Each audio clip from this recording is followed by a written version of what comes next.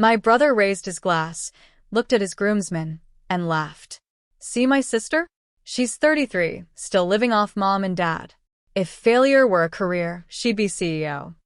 The room exploded with laughter. Even my parents looked down. I didn't defend myself. I simply smiled and adjusted my sleeve. That's when his best man, a decorated Army Ranger, noticed the scar on my wrist. His smile disappeared instantly. He whispered just 4 words. "Where did you get that?" When I answered, he went completely pale. Without another word, he walked outside, made 1 phone call, and exactly 30 minutes later, my brother discovered that the failure he'd mocked was the one person in the room everyone else should have been standing up for. My brother Tyler had always been the loudest person in every room. Growing up, he had a talent for making people laugh, even when the joke came at someone else's expense. Most of the time, that someone was me. By the time we reached our 30s, nothing had really changed. The only difference was that his audience had gotten bigger. I was 33, still living in the small guest house behind our parents' home, and according to everyone who didn't know the full story, I was exactly what Tyler loved telling people I was. A failure. Family friends whispered that I never kept a job. Neighbors assumed I spent my days watching television. Even distant relatives occasionally asked my mother if I had figured life out yet. Mom always smiled politely. "Dylan's doing just fine." That was all she'd ever say. She never explained. Dad didn't either. Not because they were embarrassed. Because I had asked them not to. Some work wasn't meant for dinner table conversations. Some promises mattered more than correcting gossip. Honestly, after a while, I stopped caring what strangers believed. What still hurt was hearing it from my own brother. Tyler's wedding weekend had finally arrived. The entire family was buzzing with excitement. His fiancée, Emily, was wonderful, kind, patient, and somehow able to overlook Tyler's habit of turning every gathering into his personal comedy show. That Friday afternoon, everyone met at an upscale tuxedo shop downtown for the final fitting. The place was packed with polished mirrors, racks of tailored suits, and excited conversations. The groomsmen laughed while trying on jackets. The tailor hurried from one customer to another with measuring tape hanging around his neck. Mom insisted I come along. "It'll be fun," she'd said. I wasn't convinced, but I came anyway. I wore dark jeans, comfortable boots, and a lightweight gray hoodie despite the warm weather. Long sleeves. Always long sleeves. Tyler spotted me the moment I walked inside. "Well," he announced loudly enough for half the store to hear, "look who decided to leave Mom and Dad's house." Several heads turned. I forced a smile. "Hi to you too." He laughed. "Don't mind my sister." He looked toward his groomsmen. "She still lives off Mom and Dad." A couple of them chuckled politely. "Can't hold a real job," Tyler continued. "I think she's collecting hobbies instead of paychecks." More awkward laughter followed. Emily quietly touched his arm. "Tyler." "What?" he grinned. "I'm kidding." He wasn't. I had heard versions of that speech for years. Sometimes at birthdays. Sometimes during holidays. Sometimes in front of complete strangers. Correcting him never changed anything. So I didn't. Instead, I wandered toward the coffee station near the fitting rooms and poured myself a paper cup. Across the room, one man wasn't laughing. His name was Mason, Tyler's best man. Former Army Ranger. Quiet. Observant. The kind of person who seemed to notice details everyone else ignored. We'd only exchanged a few words before that afternoon. While everyone else joked around, Mason walked over. "You okay?" he asked. "I'm fine." "You don't seem surprised." "I've heard worse." He nodded slowly. For a moment, neither of us spoke. Then I reached for the coffee pot. My sleeve slipped back only an inch. Just enough. His eyes locked onto my wrist. There was a pale scar running upward beneath the cuff. Thin. Straight. Old. His expression changed instantly. Not curiosity. Recognition. He looked back at my face. Then at the scar again. "You mind if I ask something?" "Go ahead." "Where'd you get that?" I quietly pulled my sleeve back down. "It happened overseas." He didn't speak. His posture stiffened. What kind of overseas? I hesitated for only a second. A humanitarian mission. His eyes narrowed slightly. You worked medical? I looked around to make sure no one else was listening. For a while. Another pause. Then, he asked one final question. What year? I answered softly. His face lost every trace of color. He stared at me for several seconds, almost as if he were trying to place a memory he never expected to find again. Finally, he gave one small nod. I'll be right back. Without another word, Mason walked outside. He didn't tell Tyler where he was going. He didn't explain anything to the others. Standing just beyond the front windows, I watched him pull out his phone. He made one call, then another. His voice was calm, brief, Professional. When he finished, he looked at his watch. Then he walked back inside, as though nothing had happened. Tyler was still laughing with his friends. He had no idea that whatever Mason had just set in motion was already on its way. And exactly 30 minutes later, the front door opened. The bell above the shop door chimed. Every conversation inside the tuxedo store stopped for just a second. 3 men walked in. None of them looked like they belonged there. They weren't dressed for a wedding fitting. One wore a navy blazer over jeans. Another had silver hair cropped almost to the scalp. The third carried himself with the quiet confidence of someone who had spent years giving orders without ever needing to raise his voice. Mason immediately walked toward them. He shook each man's hand. No smiles. No small talk. Just respectful nods. Tyler frowned. Who are those guys? I invited them, Mason answered simply. You invited people to my fitting? They needed to be here. The room grew strangely quiet. Even the tailor stopped pinning a jacket. One of the older men slowly looked around until his eyes settled on me. His serious expression softened. There you are. I smiled. It's been a long time. He crossed the room and hugged me. Not the quick, awkward hug of strangers. The kind of hug reserved for someone you never expected to see again. Tyler stared. What exactly is going on? Nobody answered him. Instead, the older man stepped back and looked at me. I've been hoping I'd run into you someday. So have I. He nodded before turning toward everyone else. I don't think anyone here knows who she is. Tyler laughed nervously. She's my little sister. The man looked directly at him.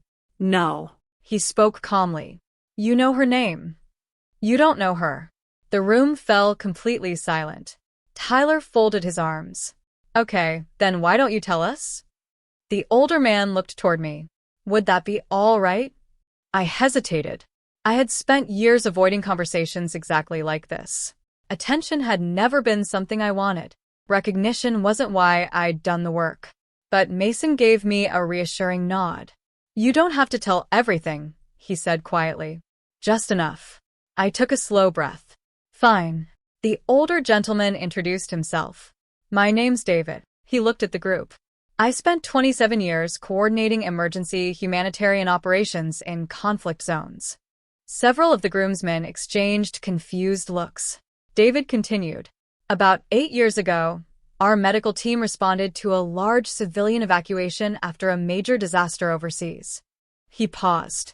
We were overwhelmed. There weren't enough doctors. There weren't enough ambulances.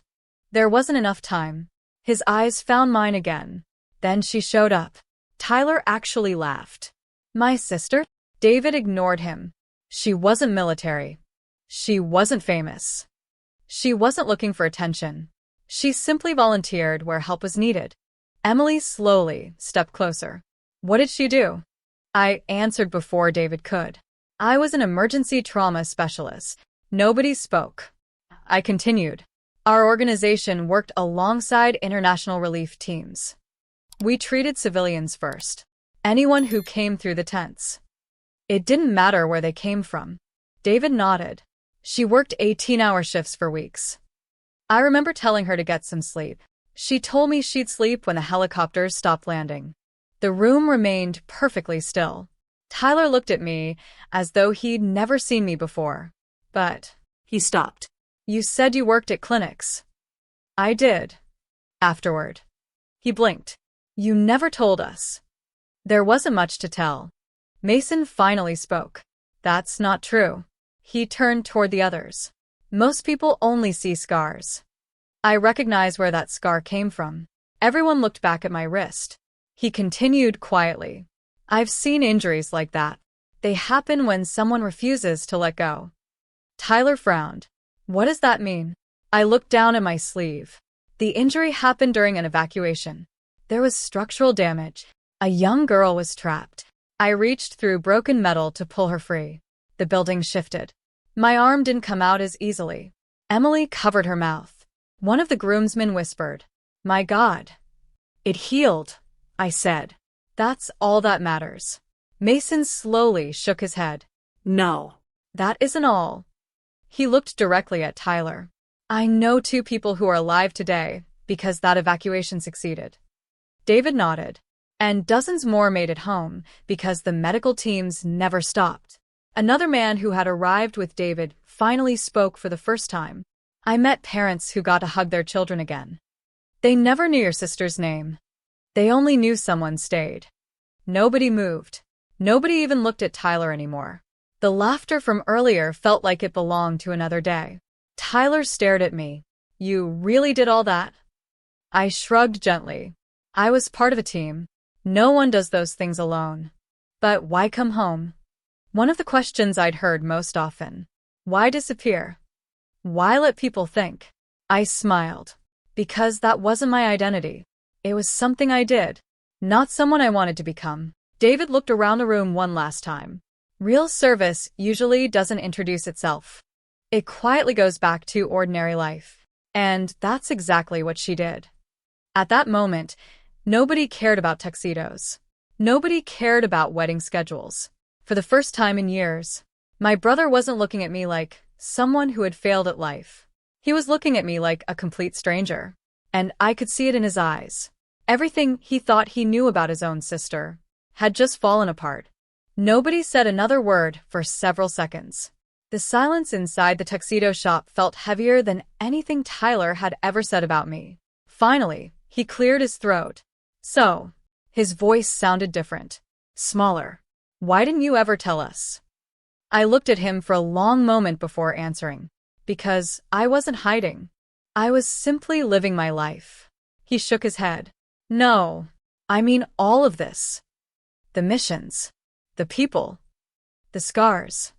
You let everyone think you couldn't even keep a job. I smiled faintly. People usually believe the version of you that's easiest to understand. And I stopped trying to change their minds. Tyler looked down at the floor. For once, he didn't have another joke. Emily quietly walked over and wrapped her arm around mine.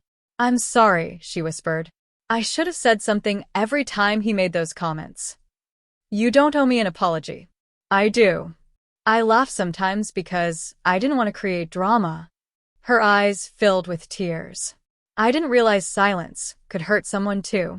I squeezed her hand. It's okay. Across the room, Dad slowly removed his glasses. He looked older than he had an hour earlier. I failed you. The words barely came out. I knew what people were saying. I thought ignoring it would protect your privacy. He swallowed hard. But I should have protected my daughter too. Mom reached for my hand. We're proud of you. We've always been proud of you. I know. And that's enough. Tyler suddenly walked toward me. Every person in the room watched.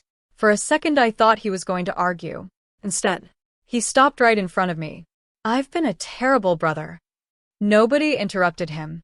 I kept making fun of you because... He let out a slow breath. You made me uncomfortable. I frowned. What? You never tried to impress anybody. You never competed. You never bragged. And somehow... He laughed bitterly. I convinced myself that meant you had nothing to be proud of. His eyes were red now. The truth is, I never bothered asking what you actually did. I just assumed. He extended his hand. I'm sorry. I looked at it for a second. Then I pulled him into a hug. The entire room let out the breath it had been holding. Mason smiled for the first time all afternoon. I was hoping you'd do that. Tyler stepped back. You forgive me? I forgive you. But don't waste it. He nodded immediately. I won't. The next afternoon was the wedding. The ceremony took place beneath a large oak tree overlooking a quiet lake. The weather couldn't have been more perfect. Guests laughed. Children chased bubbles across the grass. Everything felt lighter, almost peaceful. The reception was held inside a restored barn decorated with warm lights and white flowers. Dinner ended. Music faded. The best man's speech began. Mason stood confidently, with a glass in his hand. He congratulated Tyler and Emily, told a few funny stories, made everyone laugh. Then he paused. I want to say one more thing. The room became quiet again. Yesterday, I witnessed something that reminded me what character really looks like. He glanced toward me. Some people spend their lives trying to look important. Others quietly spend their lives helping people they'll never meet again. The second kind usually doesn't talk about it. They simply go home. He raised his glass. To quiet courage. Every guest lifted theirs. No one knew the full story. They didn't need to. Tyler stood up before anyone could sit back down. Actually, I'd like to add something. Emily smiled. He walked over until he stood beside my table. I embarrassed my sister for years. I judged her without asking a single honest question. I confused humility with failure. And I was wrong. The room listened in complete silence. I always thought success was measured by promotions, houses, expensive cars, and titles. He looked at me. But real success. It's the lives you leave better than you found them. His voice cracked. My sister taught me that. Applause slowly spread across the room. Not loud. Not dramatic. Just sincere. When everyone settled down, Tyler leaned closer. Will you say something? I hadn't planned to. Public speaking had never been my favorite thing. But I stood anyway. I looked around the room. At family. Friends. Complete strangers. Then I smiled. My brother isn't the same man who walked into that tuxedo shop yesterday. A few people laughed softly. And neither am I. I paused. We spend so much time trying to prove who we are. But the people who matter, they'll eventually see it. You don't have to win every argument. You don't have to correct every rumor. You just have to live honestly. Character has a funny way of introducing itself. The room became perfectly still. So, before you decide someone's worth, ask one more question. You might discover a story they've carried quietly for years. Several months later, Tyler visited our parents' house. Not because he needed anything, just because he wanted dinner together. Something he'd rarely done before. He had changed. He listened more. Talked less. Whenever someone joked about another person's job, income, or appearance, he was the first to stop it. One evening he looked at me across the dinner table and smiled. You know, I finally figured something out. What's that? The strongest people I've ever met were never the loudest. I smiled. Neither was I. And for the first time in a very long time, my brother finally understood the sister he'd had all along.